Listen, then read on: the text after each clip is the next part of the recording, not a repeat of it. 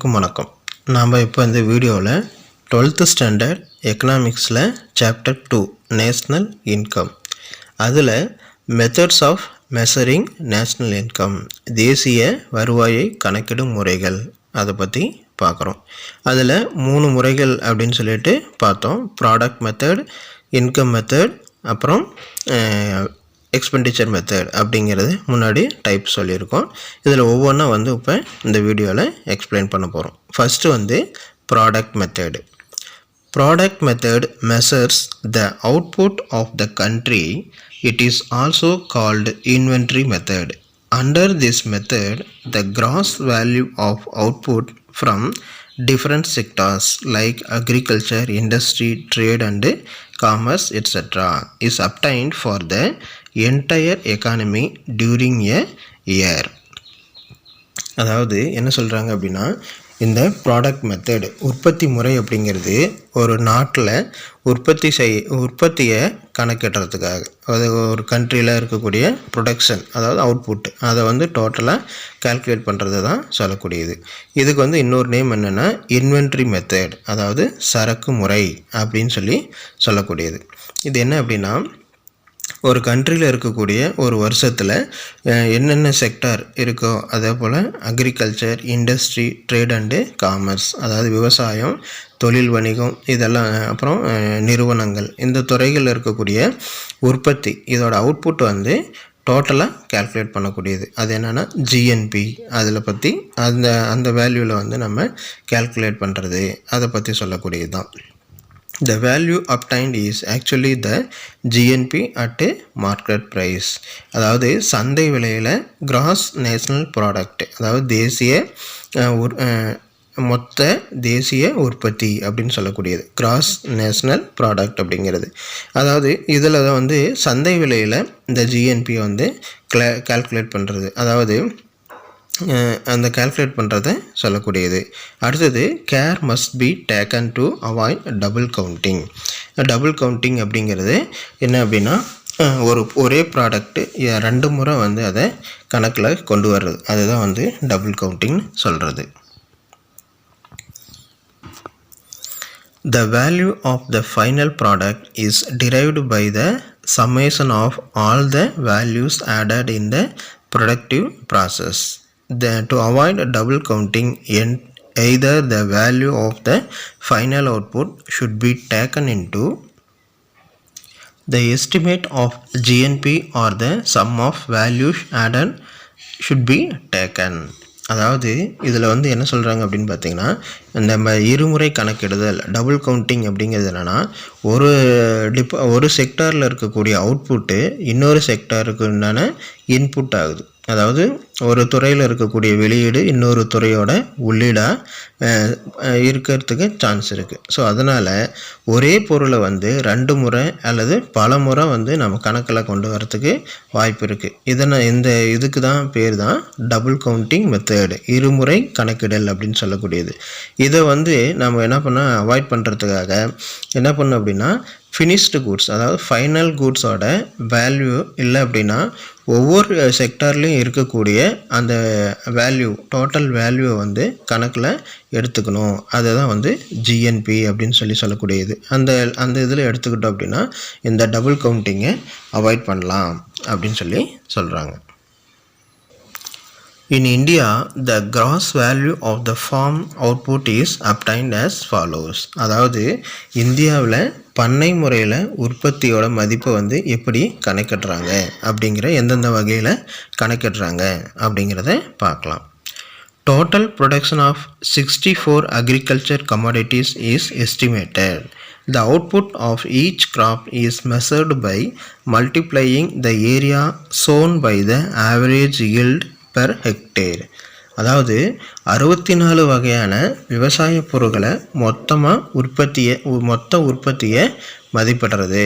அதாவது அக்ரிகல்ச்சரில் இருக்கக்கூடிய 64 agriculture கமாடிட்டிஸை total ப்ரொடக்ஷனில் வேல்யூ பண்ணுறது. அதில் ஒவ்வொரு பயிரும் அதோட 1 ஹெக்டேர், அதாவது ஒரு ஹெக்டேருக்கு உண்டான விவசாய நிலத்தில் உற்பத்தி செய்யக்கூடிய பொருளை அதோட சராசரி ஆவரேஜை வந்து என்ன பண்ணணும் அப்படின்னா கணக்கிட்டு அந்த பயிர்களை வந்து பயிரிட மொத்த நிலப்பரப்பால் பெருக்கணும்.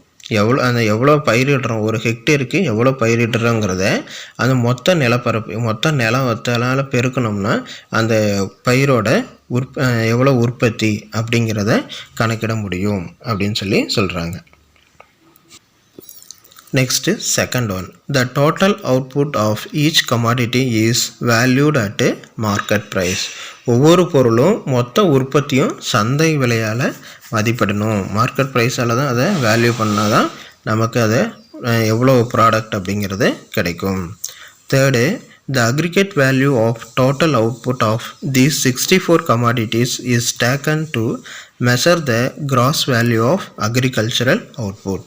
அதாவது இந்த 64 வகையான பயிர்களை வந்து மொத்த உற்பத்தி மதிப்பை மட்டும் எடுத்துட்டு அது அந்த அக்ரிகல்ச்சர் செக்டாரில் இருக்கக்கூடிய மொத்த உற்பத்தியோட மதிப்பை வந்து நம்ம என்ன பண்ணலாம், கணக்கிடலாம், அதை கால்குலேட் பண்ணலாம் அப்படின்னு சொல்கிறாங்க. Next, fourth, the net value of the agricultural output is measured by making deductions for the cost of seed, manures and fertilizers, market charges, repair and depreciation from the gross value. அதாவது என்ன சொல்கிறாங்கன்னா, விவசாய உற்பத்தியில் நிகர மதிப்பு, அதுதான் net value அப்படின்னு சொல்லக்கூடியது.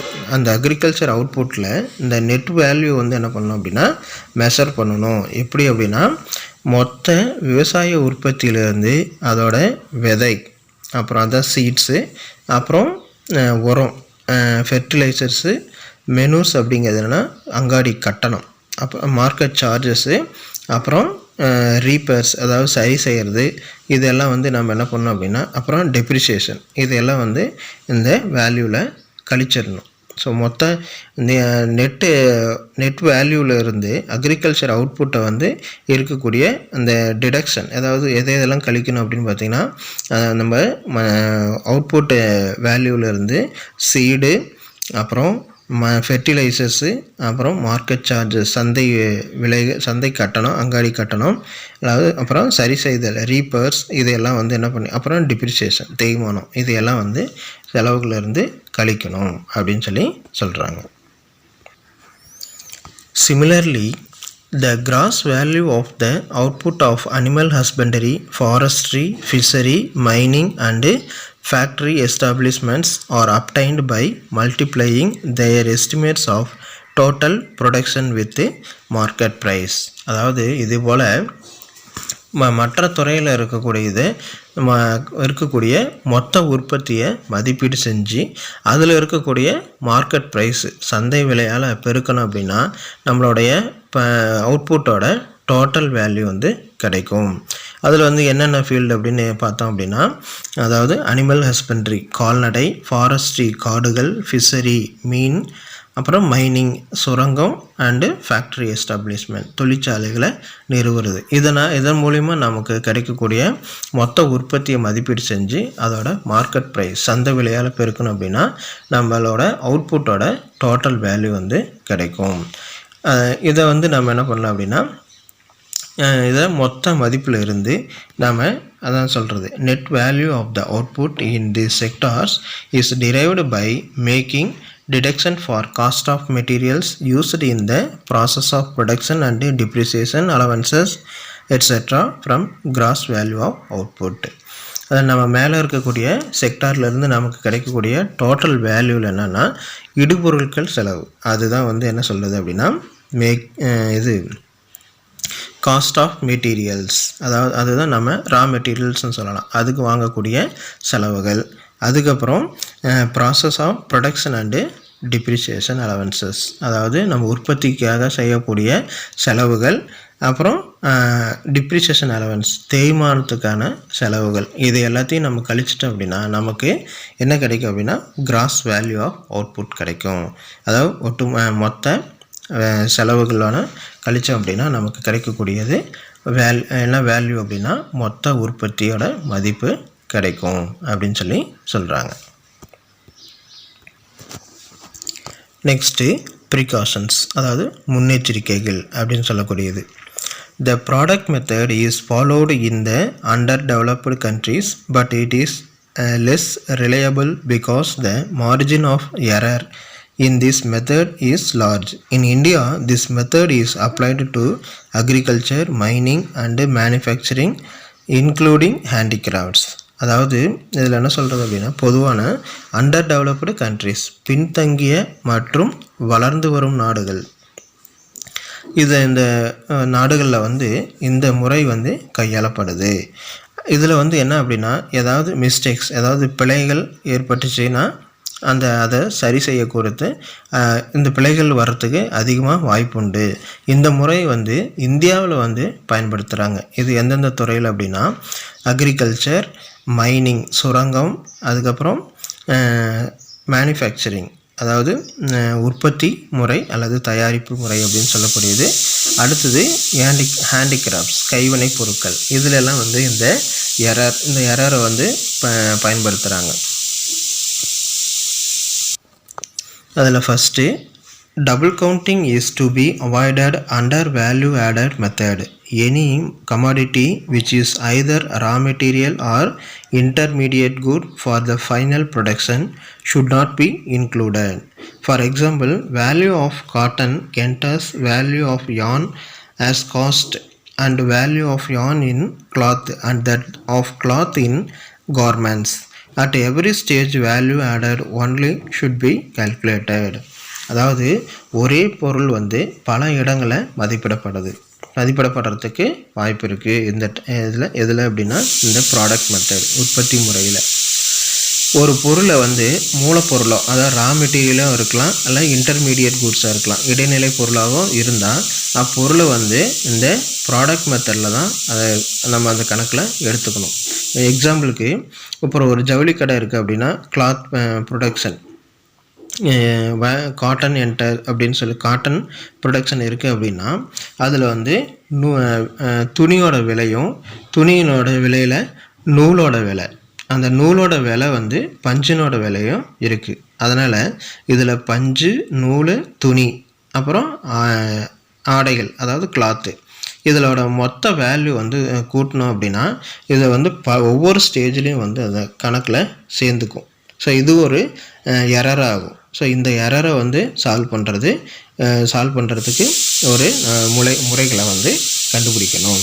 அந்த முறைகளுக்கு என்ன அப்படின்னா, அந்த ப்ராடக்ட் மெத்தடில் எல்லாத்துக்கும் டோட்டலாக கால்குலேட் பண்ணி ஃபைனல் கூட்ஸுக்கு அந்த டோட்டல் வேல்யூவை கொண்டு வரலாம் அப்படின்னு சொல்கிறாங்க. Next, the value of output used for self-consumption should be counted while measuring national income. அதாவது சொந்த நுகர்வுக்காக வச்சுருக்காங்க பயன்படுத்தப்பட்ட பொருட்களோட மதிப்பையும் இந்த நேஷ்னல் இன்கமோட சேர்த்துக்கணும். எக்ஸாம்பிள் ஒரு விவசாயி இருக்காங்க அப்படின்னா, அவங்க தான் பயன்பாட்டுக்காக அவங்க என்ன பண்ணுறாங்கன்னா உற்பத்தி செய்கிறாங்க. அப்போ உற்பத்தி செய்யும்போது இதில் பார்த்திங்கன்னா எல்லாத்தையுமே மார்க்கெட்டுக்கு கொண்டு வர மாட்டாங்க. தன்னோட சொந்த கன்சம்ஷனுக்காக அது வச்சுருப்பாங்க. அதை சந்தை விலையோ, மார்க்கெட் ப்ரைஸோட பெருக்கி அதோட வேல்யூ நம்ம நேஷ்னல் இன்கமோட சேர்க்கணும் அப்படின்னு சொல்கிறாங்க. Next, third, in the case of durable goods, sale and purchase of second hand goods, for example pre owned cars should not be included. அதாவது இரண்டாவது முறையாக செகண்ட் ஹேண்டு அப்படின்னு சொல்லக்கூடிய இல்லைங்களா, இரண்டாவது முறையாக கைமாற்றப்பட்ட நீடித்த பொருட்கள், அதாவது டியூரபிள் கூட்ஸ் அப்படிங்கிறது, அதை வாங்கிறது, விற்கிறது, இதை என்ன இதோட மணி வேல்யூ நேஷ்னல் இன்கமோட சேர்க்கக்கூடாது. எக்ஸாம்பிள் பார்த்திங்கன்னா, யூஸ்டு கார்ஸ், அதாவது பயன்படுத்தப்பட்ட காரு, அப்புறம் கைபேசி, செல்ஃபோன்ஸ், இதையெல்லாம் சொல்லலாம். இது பார்த்திங்கன்னா 2 முறை அல்லது அதுக்கு மேலே விற்கப்படுது. ஸோ இதையெல்லாம் பார்த்திங்கன்னா நேஷ்னல் இன்கமில் சேர்க்கக்கூடாது அப்படின்னு சொல்கிறாங்க. இது வரைக்கும் நம்ம ப்ராடக்ட் மெத்தடை பற்றி பார்த்தோம். அந்த ப்ராடக்ட் மெத்தடு இந்தியாவில் அக்ரிகல்ச்சரில் எந்த அளவுக்கு பயன்படுத்துகிறாங்கன்னு பார்த்தோம். நெக்ஸ்ட்டு ப்ரிகாஷன்ஸ், அந்த டபுள் கவுண்டிங் மெத்தடை எப்படி அவாய்ட் பண்ணுறது அப்படிங்கிறதெல்லாம் நம்ம இதில் பார்த்தோம். நெக்ஸ்ட் வீடியோவில் இன்னொரு டாப்பிக்கோட உங்களோட மீட் பண்ணுறேன். தேங்க்யூ.